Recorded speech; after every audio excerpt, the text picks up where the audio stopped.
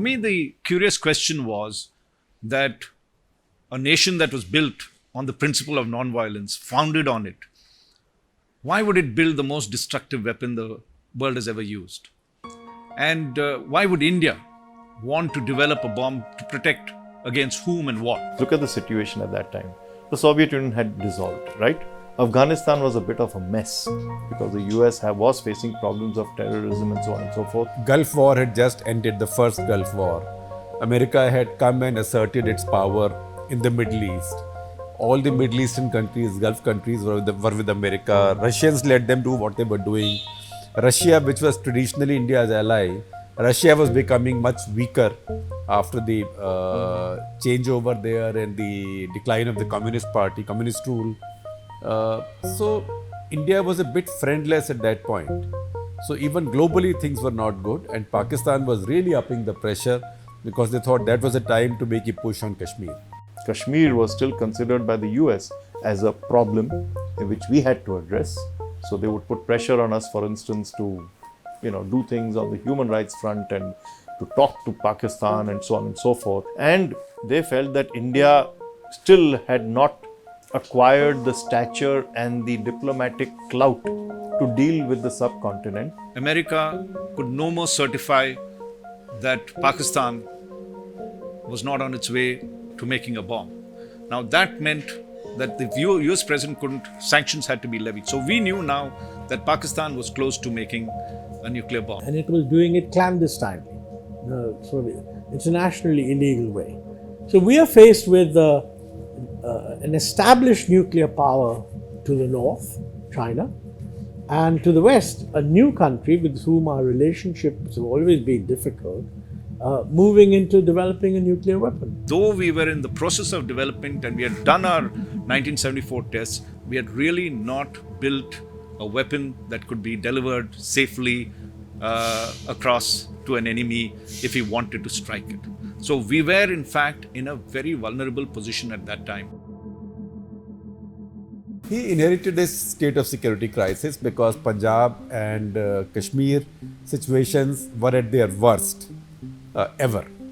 91-92 Kashmir was a complete mess, and 1991 Punjab was a complete mess. In 1991, 6,500 people were killed in Punjab. People have forgotten that, but that's what happened in our lifetimes. तो मैं आपको बताना चाहता हूँ कि हमारे देश की सुरक्षा के लिए हम किसी भी प्रकार की कमी नहीं करेंगे। जो भी जरूरत होगी हमारा पूरी तैयारी हम रखेंगे, और हमको कोई दूसरे देश की जमीन नहीं चाहिए, लेकिन हमारी जमीन पे अगर कोई आएगा, हमारे देश पर कोई आंख बताएगा, कोई हमारा नुकसान करना चाहेगा, तो उसको अच्छी तरह से जवाब देंगे। इस हद तक तो आप बिल्कुल निश्चिंत रहिए, ये मैं आपको बताना चाहता हूँ। Very firm. He was very firm to the extent of being too firm. He brought down the full might of the Indian state on those groups.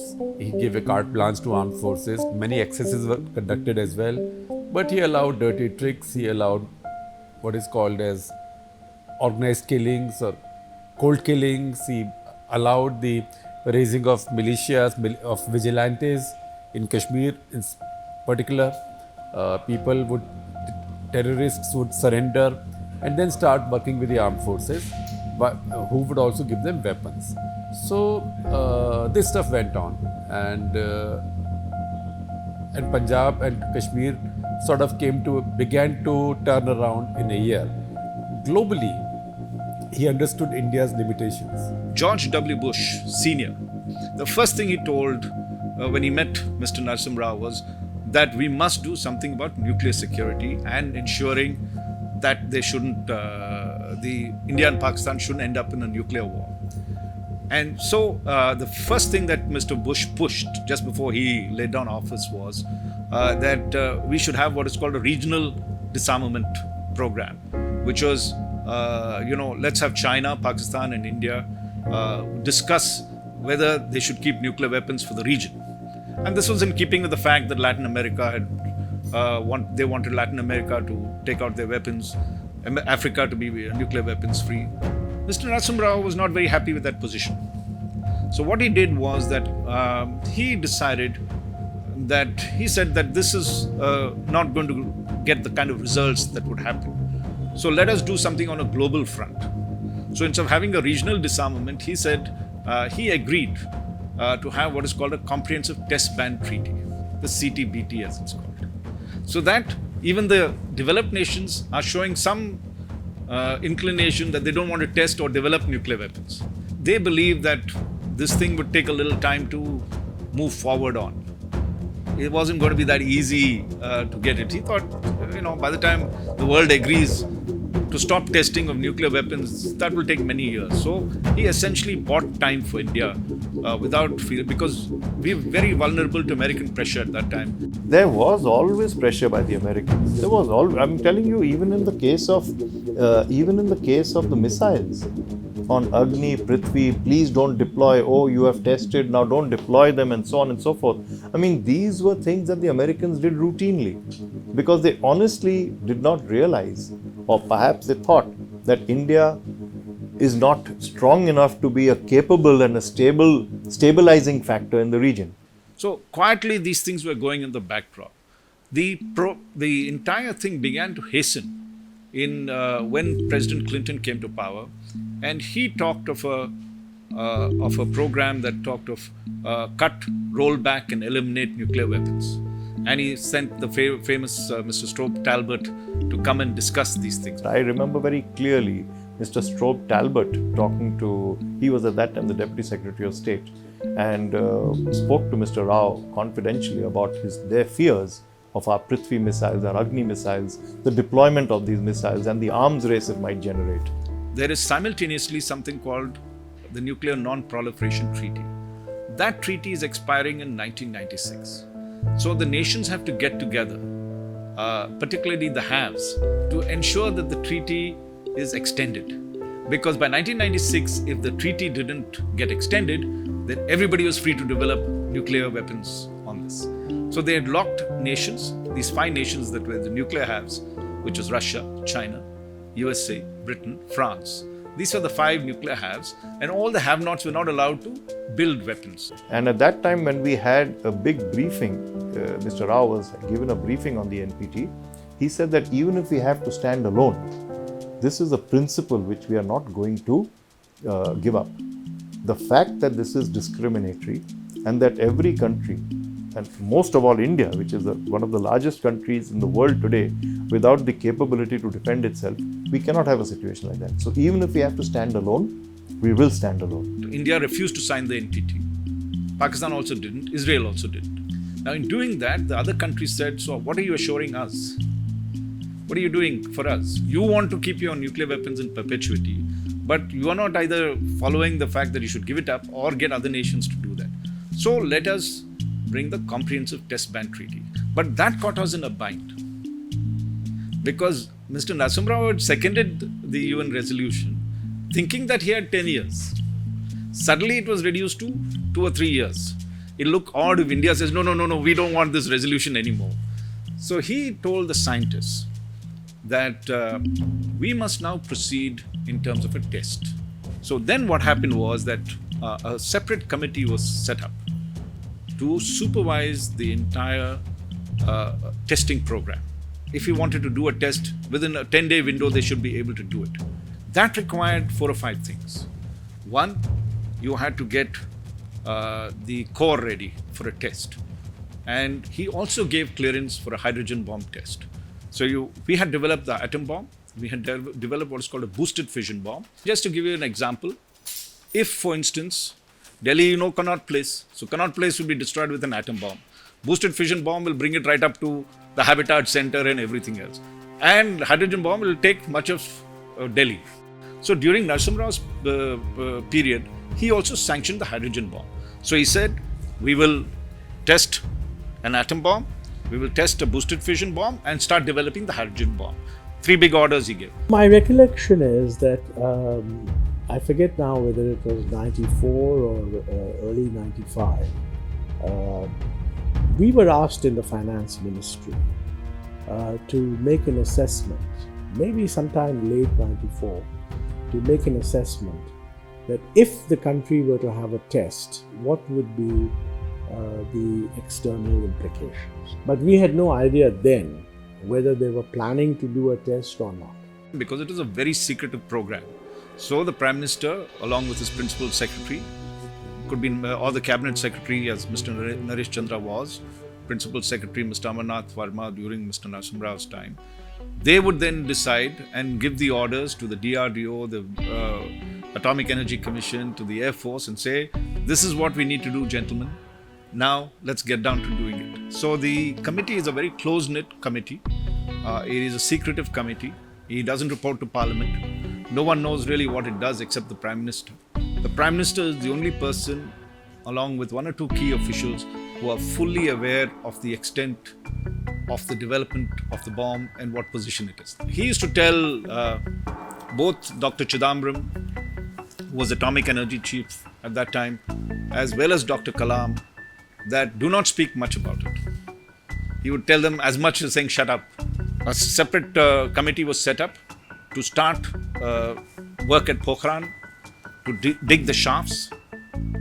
Though the shafts had been dug for a nuclear test, two shafts had been dug in 1981 when Mrs. Gandhi, Indira Gandhi, had come to power again. She had wanted tests to happen. Those shafts were again revived. Narasimha Rao gave an order to test the bomb around December 95, right? And as I point out in the book, the nuclear testing has several different stages. I think it's T-21, then you give one order 14 days before testing, if I remember right. Then 50, then 7 days, then 3 days, then 1 day. And once you give, once the Prime Minister gives an order 1 day before testing, it's hard to rescind. So we know he gave the first 2 orders for testing, right? And we also know that a couple of days before the actual testing, 3 or 4 days before the actual testing, the bomb had already been lowered into the hole.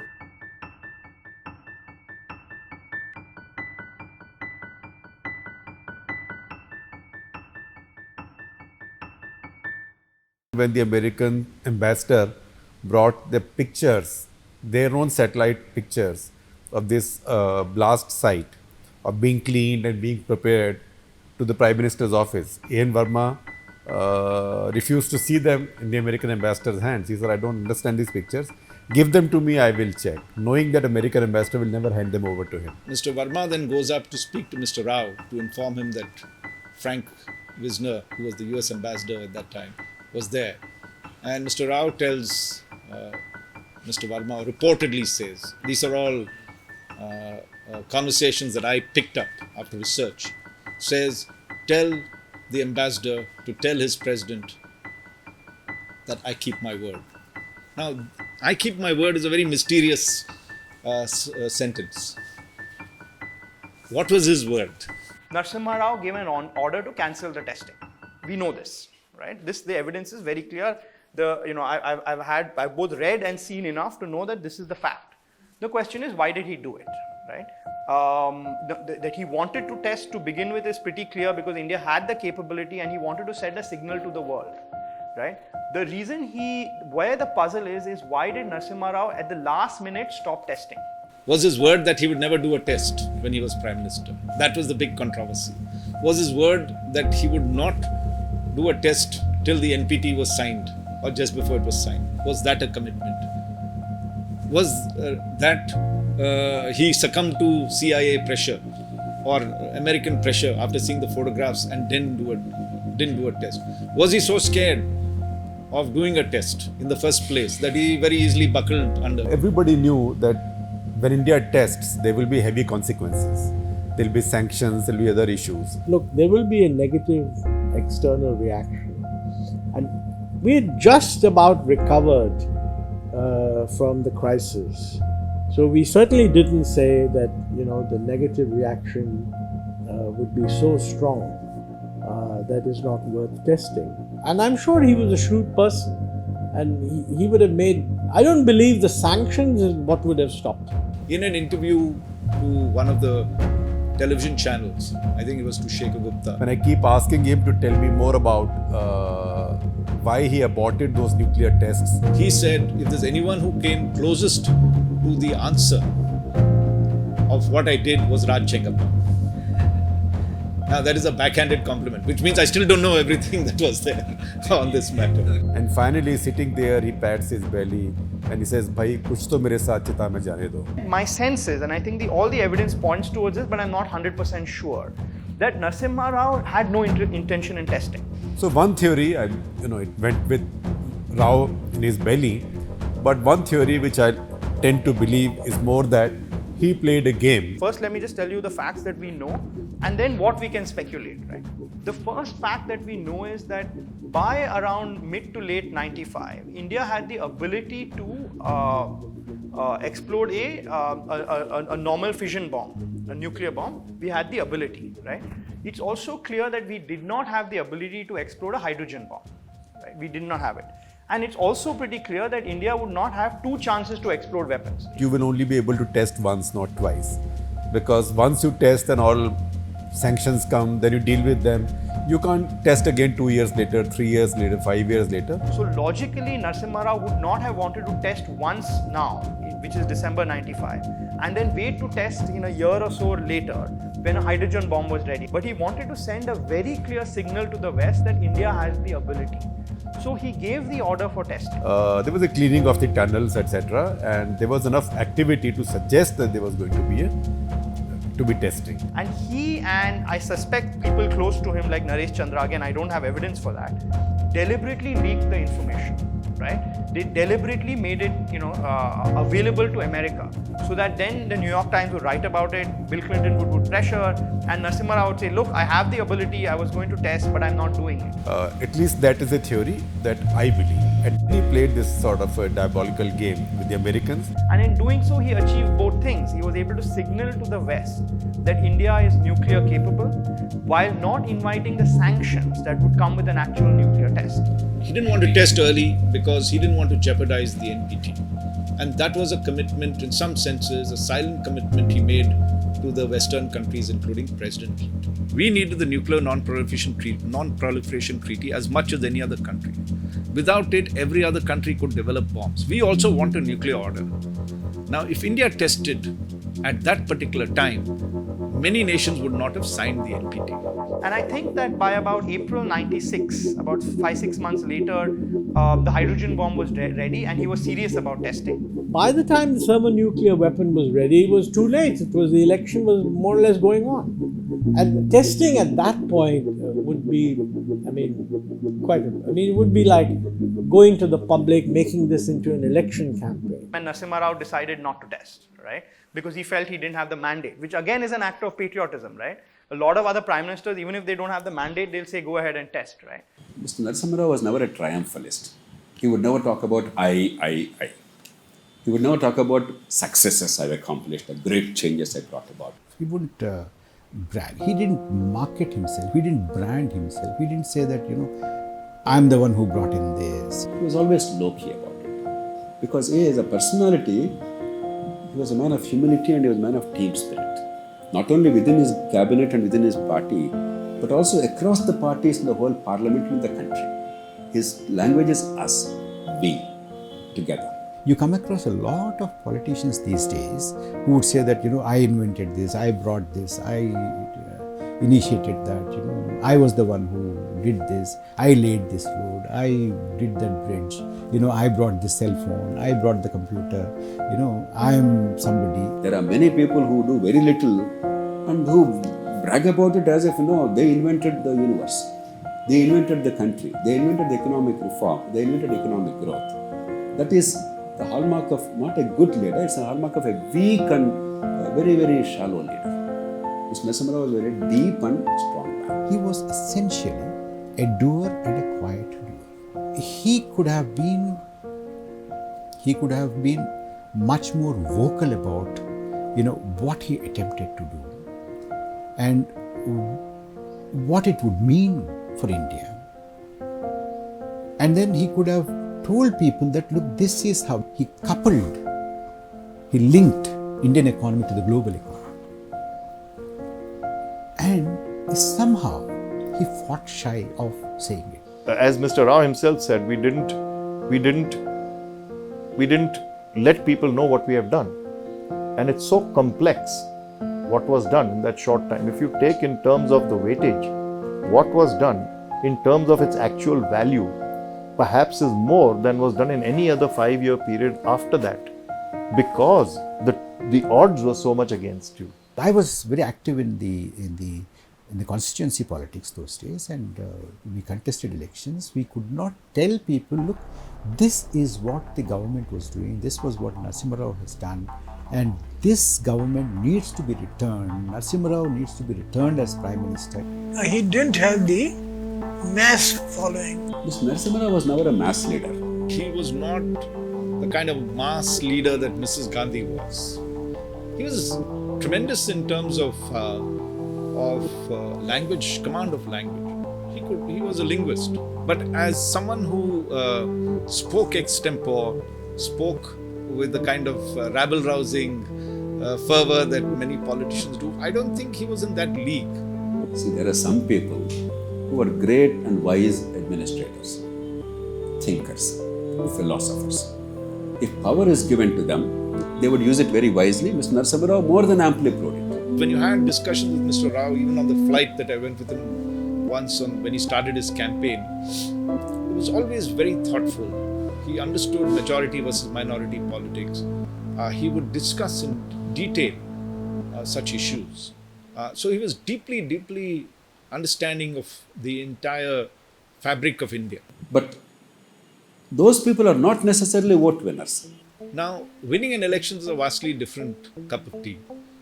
And there, let us not also forget the Congress party existed, though he was all in all at that time of the Congress. There were pressures from, I would gather, Mrs. Sonia Gandhi, though I have no proof to say that, as to what should be the strategy of the Congress. She was still one of the guiding lights of the Congress at that time. He didn't have all the MPs because, this tussle was going on with the number 10 Janpath and the Prime Minister's set up. Arjun Singh was successful in poisoning Sonia Gandhi's mind against P.V. Narasimha. And she went to the extent of allowing his friends in the party, Congress party, to launch another party in the leadership under the leadership of Tiwari. We kept her informed, but she never interfered. She didn't say that you. She kept her completely neutral. I mean, naturally her inner feelings were with us. And then there were other scandals which happened. And to some extent, Mr. Narasimha Rao contributed to the decline. He practically invented the Hawala scam. That is not his case. That was accidentally I discovered it. There was some JNU student called Shabuddin. Our police had arrested him. Our police had arrested him, and therefore we investigated and we found that he was getting money from Hawala. Then we said, "Who's your agent?" He said, "Some Jain." We located him. Then we found his diaries has all these names. And by the time our Chandrasekhar government had fallen, and Narasimha Rao was in place. So the Supreme Court directed him. There was a PIL. So the Supreme Court directed him.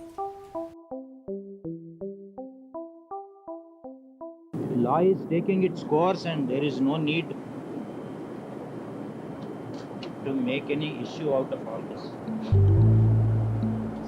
But he allowed the CBI to file cases against everyone. And in that, Madras India was implicated.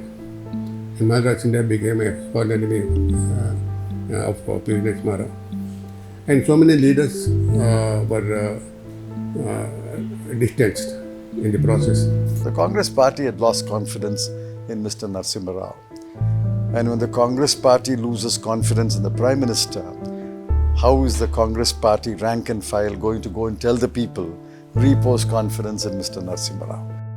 Mr. Moopanar and I were in the cabinet, were in the working committee meeting, and we pleaded with him. I had almost tears in my eyes. I said, "Listen, you're making a terrible mistake. Please don't join with AIADMK.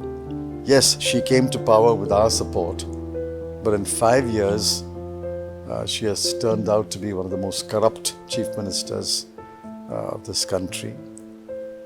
And please don't make a pact with her. We will fight it alone if you wish. Mr. Chidambaram told me that all 5 of his MLAs were being attacked by her. So he could not possibly countenance an alliance with her. Mr. Moopanar felt obviously the same way. I don't think he believed that I would put in my resignation. He probably thought that we were trying to use it as a bargaining chip. But the next morning, Mr. Arunachalam, my colleague, and I went across and said, sorry, we can't continue in your government once your party decides that we must align with Jayalalitha. So they broke away and formed the TMC. Why did he make a pact with Jayalalitha? I honestly can't understand why he did that, I myself wondered, and in fact I remember when he went for one particular political rally, I was told by the people in the PMO who accompanied him that Jayalalitha treated him very shabbily. She wasn't there to receive him and so on and so forth, and she behaved like she was a queen. It was very clear. There was a lot of anger against ADMK at that time in Tamil Nadu. Mr. Narasimha Rao knew that. But because of political circumstances, he believed, rightly or wrongly, that Mrs. Sonia Gandhi would be deeply upset if he had an alliance with DMK.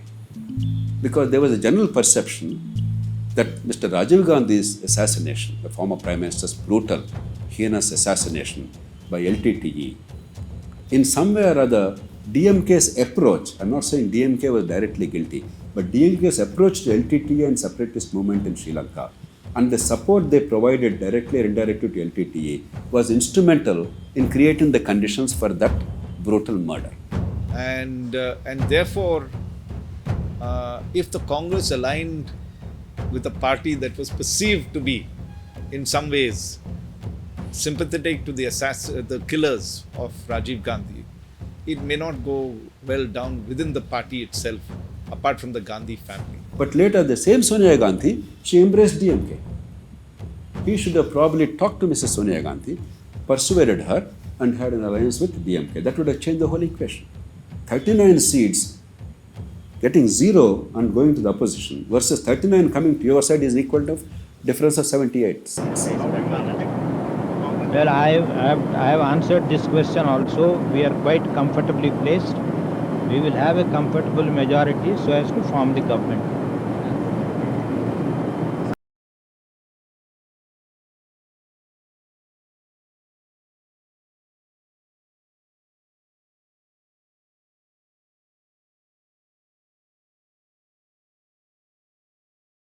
If I'm not mistaken, I think if the alliance with Jayalalitha had not happened and the TMC had not been formed, I believe we'd have had a different history. He unfortunately lost the election because the Congress party sabotaged his election. On one side, Sonia Gandhi was against him, and the BJP targeted him because he was dangerous for them. He was a Paka Hindu. He is doing economic reforms. So what is BJP got left? For most of the people, it was just a faltering government, a minority government, a weak prime minister. These were the kind of columns people used to write about in those days. The impression was created he only worked for the rich people. Well, it takes time for economic reform to show results and for those results to percolate down. Because some people can benefit immediately from economic reforms, but many people then see the gap between them and the rest increasing. Those days, for some reason, people like us, we were not able to convince the general electorate, the common person, who was ultimately the biggest beneficiary of all this, that look, all this happened because of these reforms and this is going to transform your life, and it has transformed your life. To say it will all filter down will take 10 years, and it did take 10 years. So more people become unhappy when an economy sees rapid growth. Many people believed that he could have got away with all this, the problems that the economy with Babri Masjid, if he just did a test. And that would have been a huge political test. He would have become immensely popular because of that. So at one stage when Dr. Kalam reportedly have told Mr. Narasimha Rao, when they were debating a test, sir, it'll help you politically. He said, you keep off politics. You're a scientist. I will decide what is good or bad for you. He was going in for an election. He felt that if there was a test done just before he went, then the next government need not be his, would face the consequences of that. It may not be a strong government that would come into power. And whatever they did just for this thing would be undone. When the new Prime Minister Vajpayee comes, Narasimha Rao goes and sees him along with other nuclear scientists and tells him famously, Samagri taiyar hai. He looked far ahead, and he was also, in many senses, a statesman. So in the nuclear question, he was statesman-like. Of course, Mr. Vajpayee lost a vote of confidence within 13 days. And then you had a united front government. Now, they didn't test. I have no idea whether they wanted to test or didn't test or whatever. But as soon as Mr. Vajpayee came back in 1998, he tested. Mr. Vajpayee does it within 3 months of him coming to power. That's not possible unless someone had built the backdrop to that. But at the time when the election was just announced, the benefit of that was taken by the BJP government. And I think Vajpayee ji actually said so. You know, he more or less said that, I think probably a couple of days after P.V. Narasimha Rao passed away, he said the real father of all this is Narasimha Rao, but I've got the benefit. So his work is silent and quiet. Mr. Vajpayee is known for exploding the bomb, but Mr. Rao is known for the development, the final development of the nuclear weapons state that India has. So I think that is Narasimha Rao's finest hour, you know, and his ability to understand international politics and play a game at this level speaks to his talent.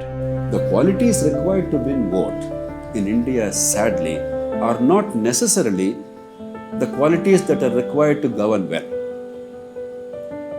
Oftentimes, very rarely they are together. Oftentimes they are completely delinked. That is the tragedy of India. The economy was liberalized, bureaucracy was cut down, entrepreneurship. Now, the kind of entrepreneurship that you see around the country, the seeds were sown by Narasimha. He thought, he expected that these policies will be rewarded, these policies will be appreciated, and these policies would give another term for the Congress party and for his government. I think he was deeply disappointed when the country did not reward these. It could be so many other reasons, but that I think he really felt very bad, deeply disappointed.